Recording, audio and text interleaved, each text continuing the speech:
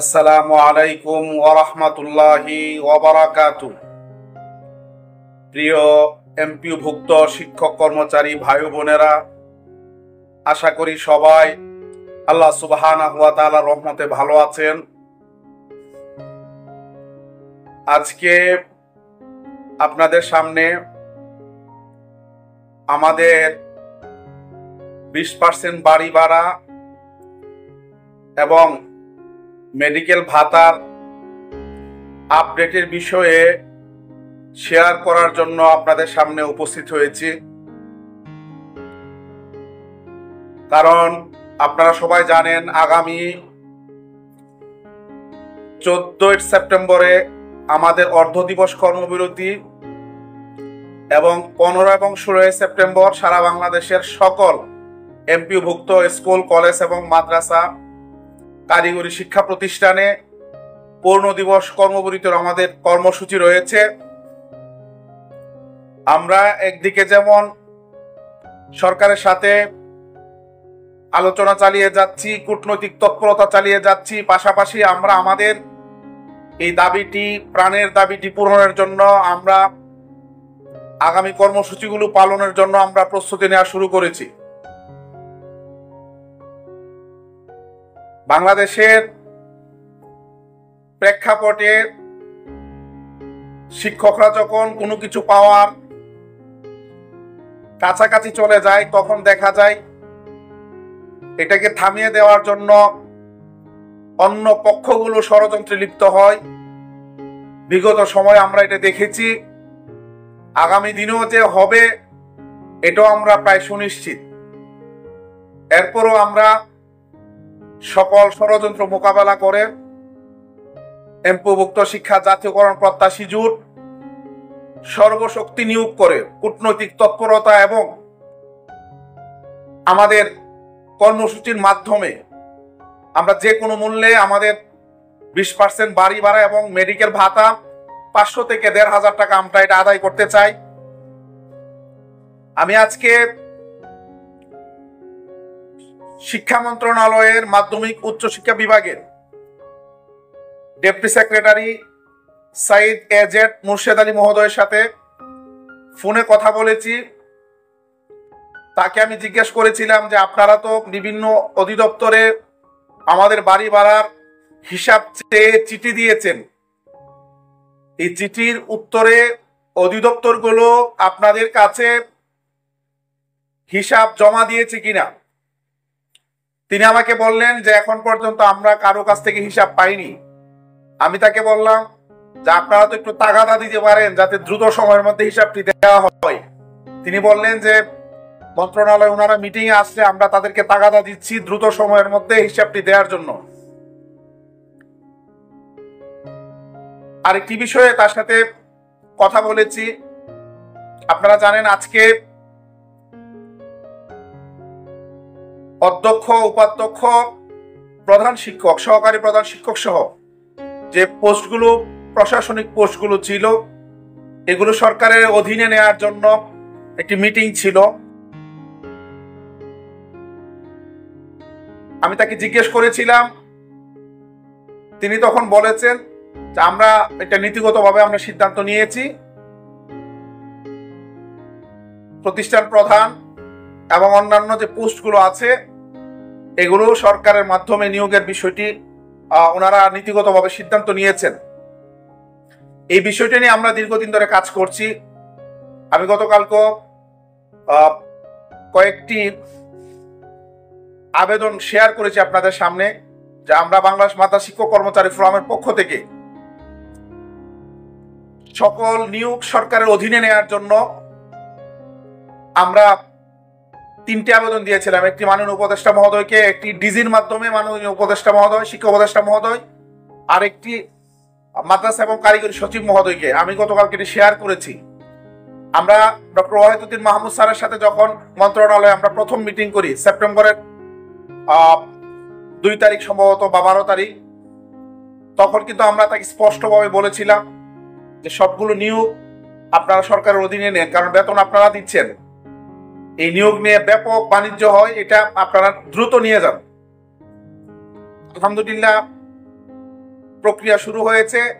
আমরা আশা করতে পারি ইনশাল্লাহ হয়তো এই সরকারের সময় কার্যকর হবে, এবং আমরা আহ্বানও জানাবো যাতে এটা দ্রুত সময়ের মধ্যে কার্যকর করা হয়। এর মাধ্যমে মেধাবী শিক্ষকরা প্রতিষ্ঠান প্রদানের দায়িত্ব পাবে বলে আমরা বিশ্বাস করি, এবং যদি যোগ্য মেধাবী এবং সৎ প্রতিষ্ঠান প্রধান যদি প্রতিষ্ঠানের হাল ধরেন, বাংলাদেশের শিক্ষা ব্যবস্থায় আমূল পরিবর্তন আসবে, এতে কোনো সন্দেহ নেই। যাই হোক, আমি মাননীয় শিক্ষা উপদেষ্টা মহোদয়ের পিএস এর সাথেও আমি কথা বলেছি, তাকে আমি ফোন দিয়েছিলাম, তিনি ফোন রিসিভ করেননি। আমি SMS করার পর তিনি SMS এর উত্তর দিয়েছেন এবং বলেছেন যে এই আর্থিক বিষয়টা আমাদের সংশ্লিষ্ট শাখা থেকে খোঁজ নেওয়ার জন্য। পরে আমি চিন্তা করলাম যে আমাদের অধিদপ্তরগুলোর সাথে একটু কথা বলা দরকার। আমি আমাদের বাংলাদেশ মাদ্রাসা শিক্ষা অধিদপ্তরের ডিজি মহোদয়ের সাথে আমি ফোনে কথা বলেছি। তাকে আমি ফোনে অনুরোধ করেছি দ্রুত সময়ের মধ্যে যাতে হিসাবটি রেডি করে আমাদের মন্ত্রণালয়ে যাতে দেওয়া হয়, যাতে আমরা মন্ত্রণালয়ের সাথে যোগাযোগ করে দ্রুত সময়ের মধ্যে প্রজ্ঞাপনের ব্যবস্থা করতে পারি। তিনি আমাকে বলেছেন যে বিষয়টি উনি দেখবেন। পরে আমি আমাদের মাদ্রাসা শিক্ষা অধিদপ্তরের উপপরিচালক অর্থ জনাব মোহাম্মদ শফিকুল ইসলাম, ওনাকে ফোন করে ফোন উনি রিসিভ করেননি। পরবর্তীতে উনি ফোন ব্যাক করেছেন। দুঃখের সাথে বলতে হচ্ছে উনি আমাকে নিশ্চিত করেছেন শিক্ষা মন্ত্রণালয় থেকে এখন পর্যন্ত বাড়ি ভাড়া চাহিদা বা বাড়ি ভাড়ার হিসাব চেয়ে মাদ্রাসা শিক্ষা অধিদপ্তরকে এখন পর্যন্ত চিঠি দেওয়া হয়নি। এবং উনি আমাকে বলেছেন যদি এরকমের কোনো চিঠি আপনার কাছে থাকে আমাকে যদি হোয়াটসঅ্যাপে দেন, আমরা কাজ শুরু করতে পারবো। এটা অত্যন্ত দুঃখজনক, এবং আমরা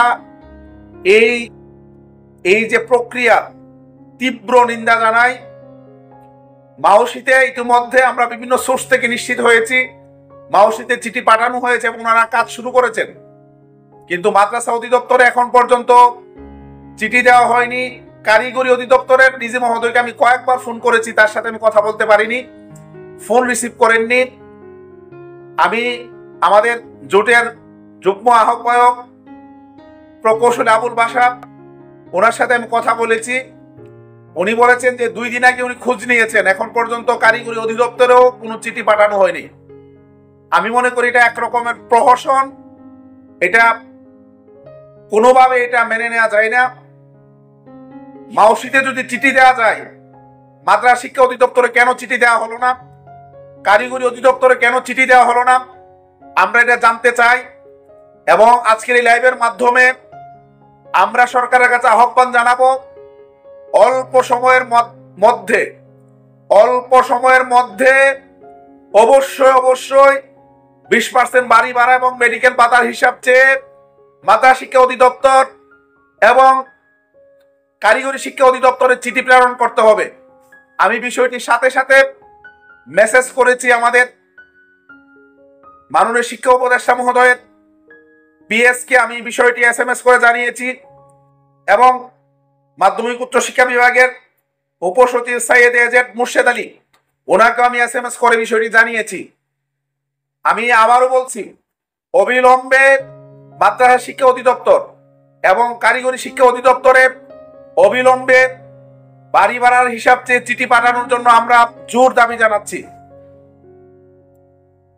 আমি চেষ্টা করেছি মাওসির ডিজি মহোদয়ের সাথে কথা বলার জন্য, কিন্তু তার সাথে আসলে কোনোভাবে কানেক্ট করতে পারিনি।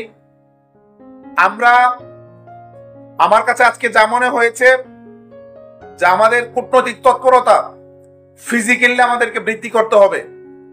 উৎসব ভাতার সময় যেভাবে আমরা প্রায় প্রতিদিন মন্ত্রণালয়ে গিয়ে আমরা খোঁজ খবর নিয়ে উৎসব ভাতার প্রজ্ঞাপনটি নিশ্চিত করেছিলাম, আমার মনে হয় আমাদেরকে এখানে কাজ করতে হবে।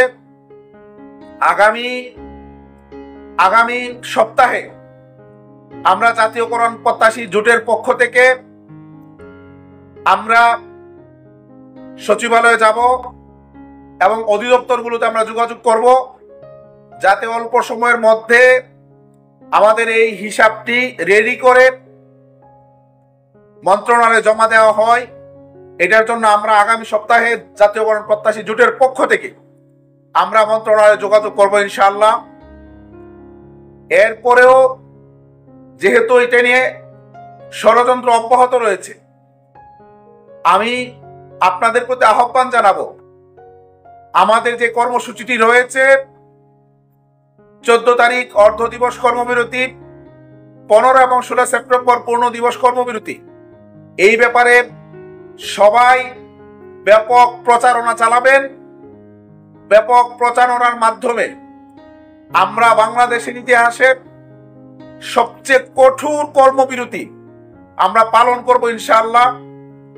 প্রতিষ্ঠান প্রধান যারা আছেন তাদের প্রতি আমার আহ্বান থাকবে, পার্সেন্ট আকারে যদি বাড়ি ভাড়া হয়, এটা হতেই হবে ইনশাআল্লাহ। কারণ উপদেষ্টা মহোদয় আনুষ্ঠানিক মিটিংয়ে তিনি মেনে নিয়েছেন, তিনি বলেছেন যে আমি পার্সেন্ট আকারে বাড়ি ভাড়া মেনে নিলাম, এটা মিটিং এর মধ্যে আনুষ্ঠানিকভাবে তিনি ঘোষণা দিয়েছেন।